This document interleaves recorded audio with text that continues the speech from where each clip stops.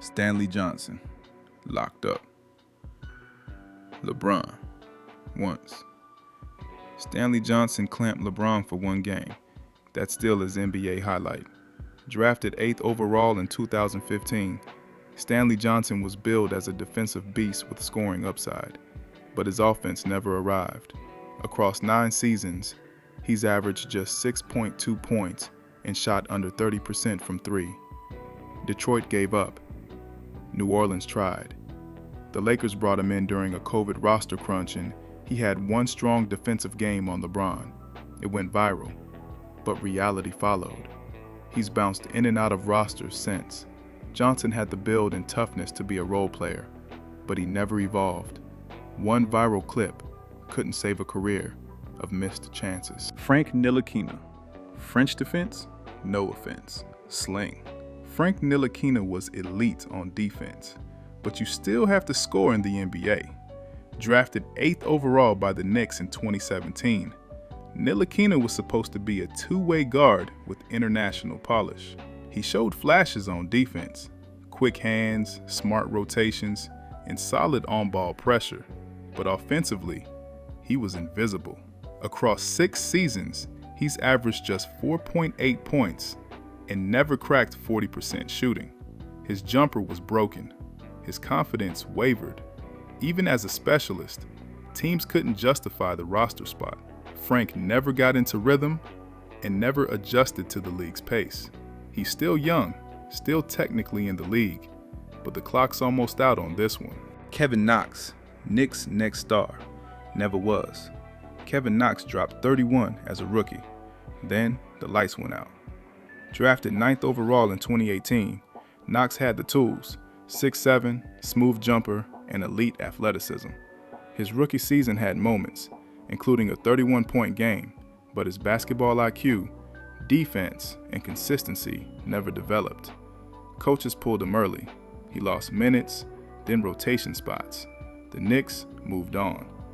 Atlanta gave him a chance, then Detroit, then Portland. Still no impact. He's averaged 7.2 points over 5 years and fallen into irrelevance. Knox wasn't a head case. He just never learned how to play winning basketball. New York gave him the spotlight. He couldn't hold it. Kobe White, combo guard without combo skill. Kobe White was supposed to be a scorer, but neither position wants him now. Drafted 7th overall in 2019, Kobe White came in with a quick release, microwave scoring, and elite speed. He averaged 13.2 points as a rookie and had several big nights off the bench. But his inconsistency has become the story. He's not a true point guard.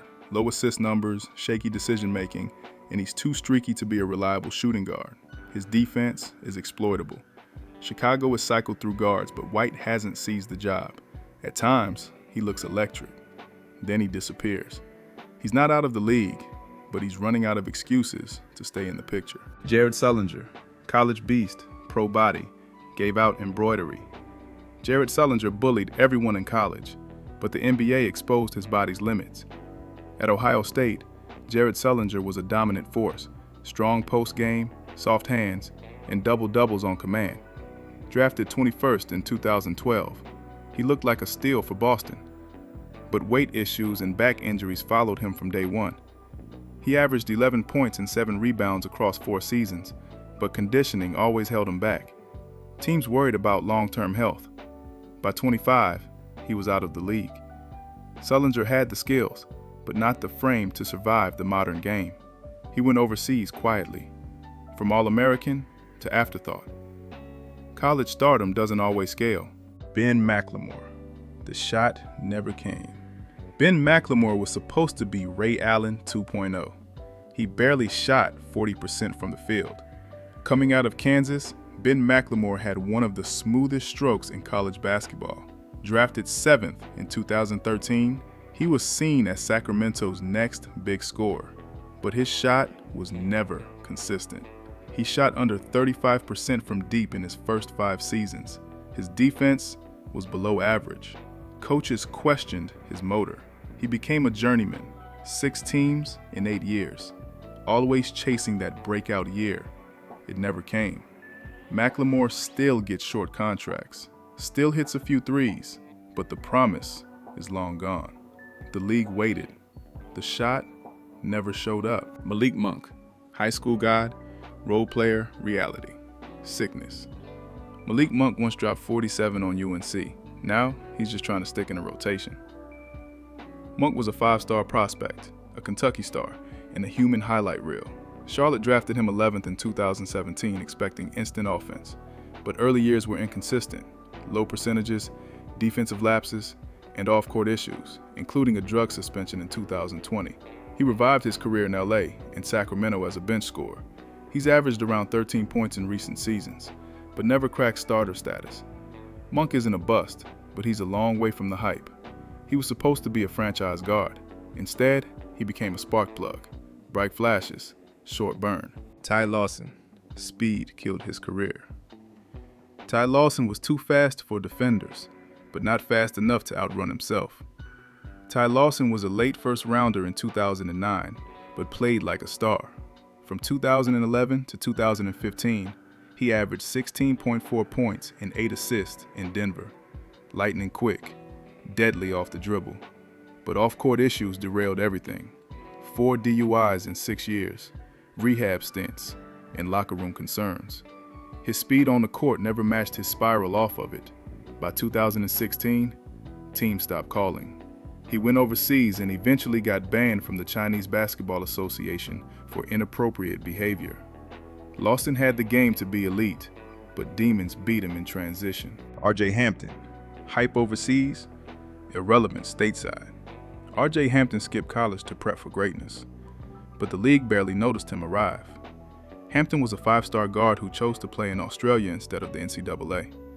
Drafted 24th in 2020, he landed with Orlando after a trade. His speed and athleticism popped in flashes, but the rest of his game never caught up. Low shooting percentages, high turnovers, and no road consistency. He's averaged under 7 points through his career and fallen out of multiple rotations. Despite the buzz, Hampton hasn't cracked the league's middle tier, let alone the top. The gamble to go pro early gave him money, but not much else. He's running out of teams to prove himself on. Josh Selby, 5-star, 1 year, no career. Semantics. Josh Selby was the top-ranked recruit in the country. The NBA barely remembers him. Selby was a high school superstar, ranked above Kyrie Irving by some scouts. He committed to Kansas, dropped 21 points in his college debut, then disappeared. He was suspended, injured, and inconsistent. Drafted 49th in 2011, Memphis took a low-risk shot. He lasted just 38 games in the league. Off the court, there were whispers about attitude and focus. On the court, nothing clicked. He spent the next decade bouncing through international leagues, from number 1 prospect to out of the league in 2 years. Selby didn't flame out. He barely had time to spark. Chris Washburn, drugs before games, then prison. Chris Washburn once said, he played high, every game. The crash came fast. Roofing 3rd overall in 1986, Washburn had insane physical gifts. 7 feet tall with elite athleticism, but his effort and discipline were non-existent. He averaged just 3.1 points and 2.4 rebounds in 72 total games. He admitted to playing most games under the influence of cocaine. In 1989, the NBA banned him for life after 3 failed drug tests. He later served time in prison on theft charges. Washburn's fall wasn't just athletic, it was criminal. He had the tools to dominate, but never even started the job. One of the league's fastest and darkest collapses. William Bedford, another high pick destroyed by addiction.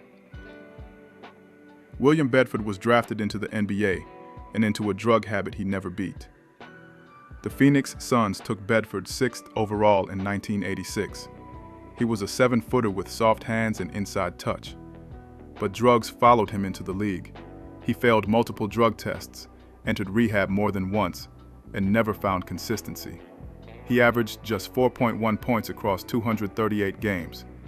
In 2001, he was sentenced to federal prison for transporting cocaine. His post-NBA life spiraled further. More arrests, more time. Bedford had elite size and solid skill, but addiction devoured the rest. He's remembered not for what he did, but what he wasted.